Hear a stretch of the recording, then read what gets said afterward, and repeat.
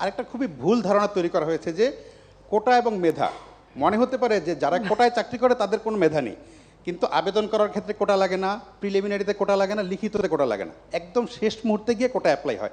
তখন আসলে মেধায় সবাই সমান। এখন আমার সামনে যদি দুইটা অপশন থাকে যে দুইজনই সমান মেধাবী, একজন মুক্তিযুদ্ধের সন্তান, একজন রাজাকারের সন্তান, আমি অবশ্যই মুক্তিযুদ্ধের সন্তানকে চাকরি দিতে চাই। জি, সেটা একটা। ফলে মেধা এবং কোটা খুব সহজে মানুষকে বিভ্রান্ত করা যাচ্ছে যে সব মেধাবীরা চাকরি না নিয়ে কোটার চাকরি।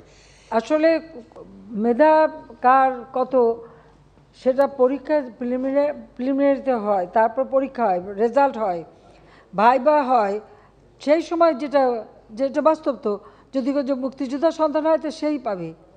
আর সব সময় যে সব কোটা পূর্ণ হয় তাও তো না, যেটা বাকি থাকে সেখানে তো ওই তালিকা থেকেই দেওয়া হয়। এর মধ্যে অনেক চাকরি কিন্তু ওই তালিকা থেকে দিয়ে দেওয়া হচ্ছে এটা, এবং সেটাও একটা নির্দেশ আমি দিয়েছিলাম। কাজে এটা কিন্তু আছে, কিন্তু সেখানে অবশ্যই মুক্তিযুদ্ধ অগ্রাধিকার পাবে।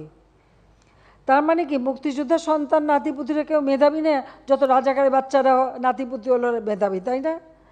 কিন্তু এটা ভুলে গেলে চলবে না যে যাদেরকে মেধাবী না বলছে তাদের হাতে কিন্তু ওরা পরাজিত।